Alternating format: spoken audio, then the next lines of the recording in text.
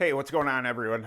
Just before we get into the video today, I wanted to take a couple minutes and recognize a mentor of mine, my friend, somebody who I've known for the past, 19 years. Mark Bergfeld has lost his battle with cancer. Try to get through this best I can.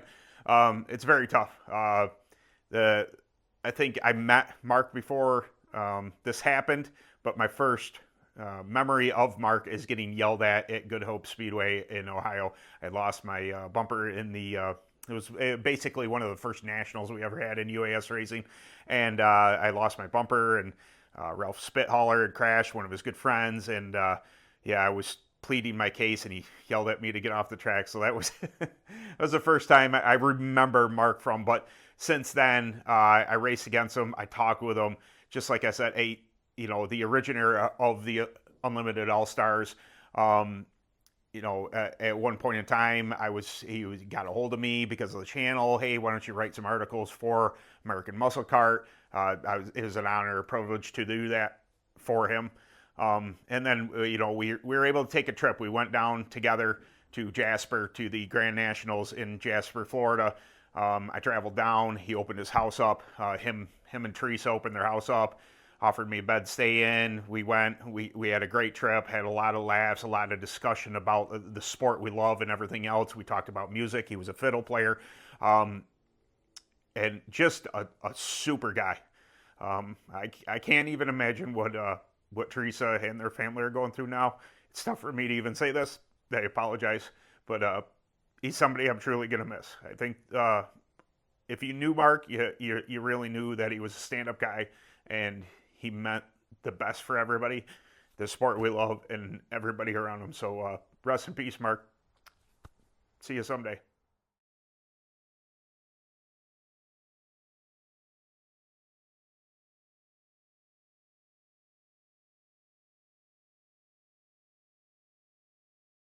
What is going on, everyone, and welcome to Kart 6T3. My name is Ben. Thank you very much for stopping by. Real quick, if you didn't mind hitting a like on this video, possibly subscribe to the channel, that would be super duper.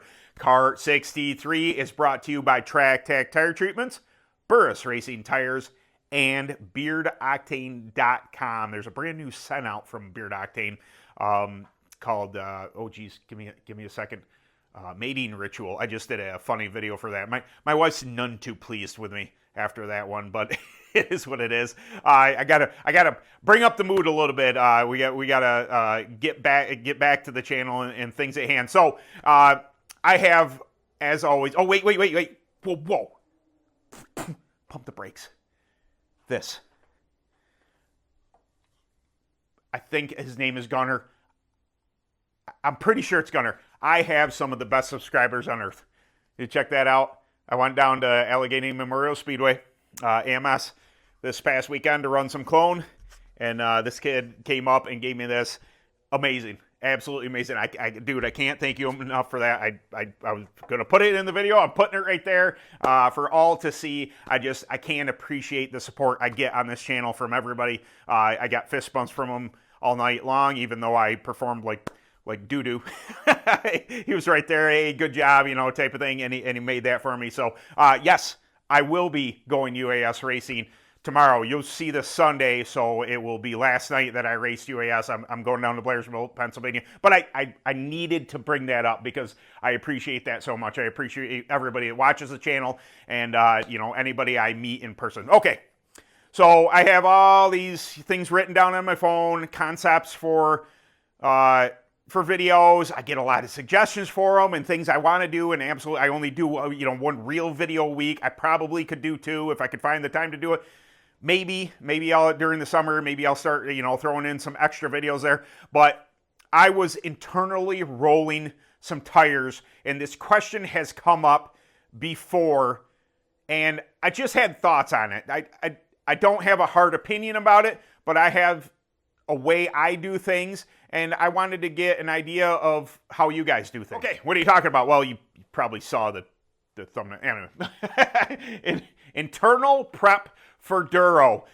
It is not something I normally suggest doing. Now, do people do it? Absolutely, they do it. Somebody's got a crotch rocket just zipping right along. I can hear it. I don't know if you guys can pick it up. Some people internally prep to get a certain Duro. I have never suggested that because I find it to be easier to control dropping durometer with wipes from the outside in time. So I'm sure that, you know, set after set after set, if you're playing around with the amounts of prep that you're putting internally into a tire, you can figure out that if you're running a Maxxis pink and a blue, if you're running a Vega yellow, if you're running a Burris 33, if you put whatever amount that may be into the inside and roll the prep inside the tire, it may drop in durometer to where you want it to do. I think this probably pertains more to Southern racing. I don't think they over prep tires. I call it over prep. It's not really, you know, the amount of prep they use internally down south seems to be a lot less than what we might run in, say, a Vega yellow up north here. So I think maybe they have a little easier time monitoring that durometer drop from internal prepping. Up here, maybe there isn't a difference there. Maybe you can do that. From my experience, we'll take a Vega yellow, for instance, what are they, MCS now? They were MAS, MBS. I think they're MCS now, unless they have gone another round. I don't know. I don't have fresh Vega yellows at this moment. I think they're MCS.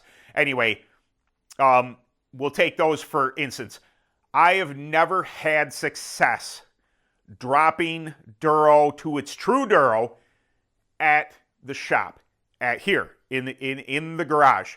I've never had that great of a time predicting what the durometer is going to be. I roll a certain amount of prep on the inside of the Vega yellow, and I may wipe once or twice, not crazy, you know, and then I go out and run them, and I can tell you that even if you heat cycle a Vega yellow in your hot box, it's not true to running it on track, because I can tell you I've lightly prepped them. I've gone to the track. I've, maybe just something to bring them in and something, and 35 Duro. And it's just like, whoa, where'd that come from? I think that running them actually, that's a whole different video maybe. But it would be hard for me to predict what they're actually going to drop to at the shop by just internally rolling. I don't think that you get that kind of reaction until they have been run. Now, there might be an art to that. Maybe you want to go ahead and scuff tires before you even internally roll them. Maybe that's a thing. Maybe that works for other people. But what I like to tell people to do is just get something. If it's a tire that we'll say requires internal prep in order to engage with whatever track you're on, put a lighter amount in it and accept that is not going to drop it to the durometer that you are wanting to achieve. But then from the outside, say I roll, something like I roll kryptonite, track kryptonite on the inside. Say I roll 2 ounces on the right sides, 1 ounces on the left sides. I just go ahead and roll that, and then I would surface the tire, and then maybe I'll control the durometer drop with something like GK1 Blue. With something a little more aggressive, SST, something like that, something that is known to bite into the tire and known to drop that durometer, I can control it there. Still, I would keep in mind that don't go crazy. If you're at home wiping and then, using your durometer to punch the tread with, especially with the Vega yellow, don't go crazy, because it's, in my opinion, once you run those tires, they're going to plummet right down. So if you have no intent of that tire dropping below, say, a 40 or 45, I would either not internally prep. If you insist on internally prepping, I would internally prep it very, very lightly, and then scuff the tire and then lightly wipe it from the outside to maintain that higher durometer on a Vega yellow. I had something else here. Shoot. Oh, and before I get lost here, sorry about that. I lost a thought here. For those of you new who are watching this video, I have another video or two on internally prepping. Why would you do this? Basically, somebody brought this up. I put out a short of me re-rolling these sets of the yellows here. I was just re-rolling a set, and they're just like, why would you do that? And I sometimes forget that there are people that, this is, maybe wiping on the outside is all that they know or all that they've seen. They don't know. They're like, why would you do that? Because the chemical from the inside is going to saturate the entire carcass of the tread.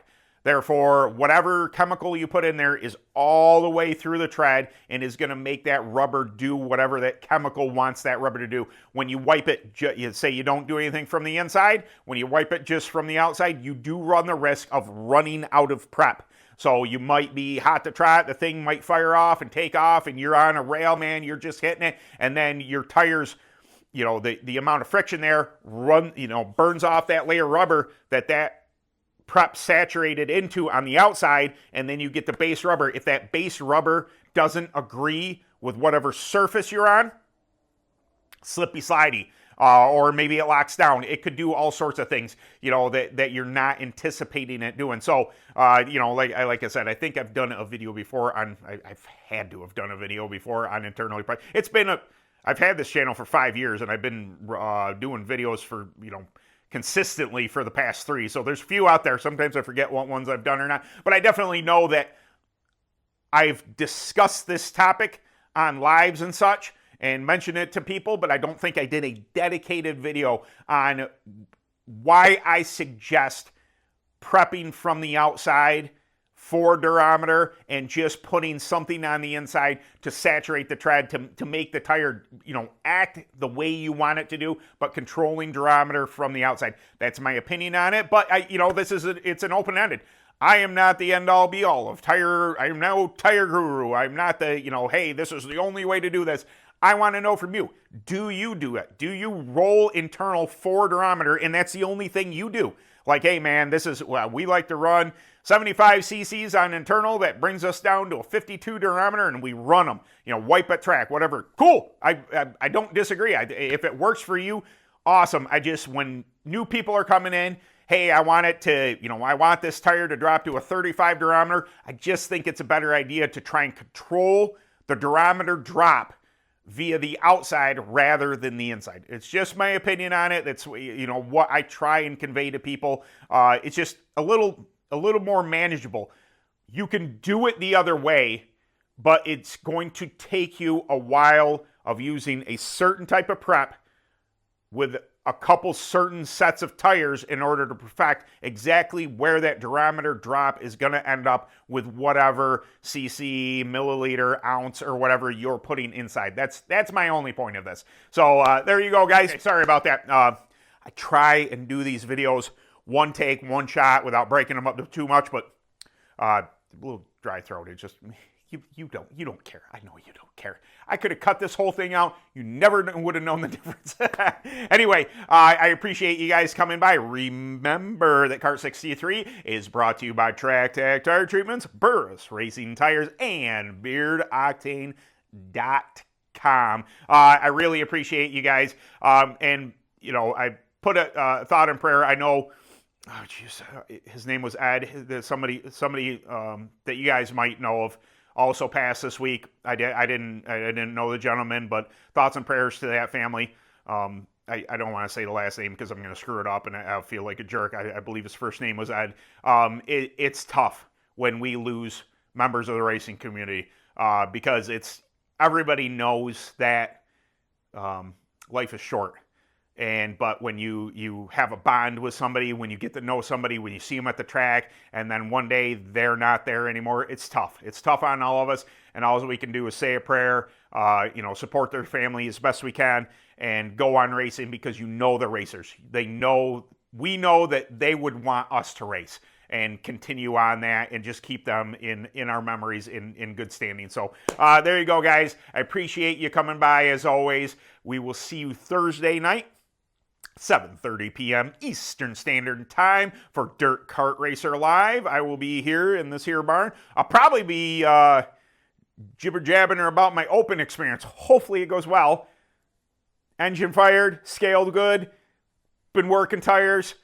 We'll see. It's going to be they're loosely calling it the Mark Bergfeld Memorial race at Blairsville, Pennsylvania, quarter point race for UAS points. All good. I can't wait to see my UAS family this weekend. It's going to be a good time, regardless of where I finish. I just want to go out. I want to log some laps.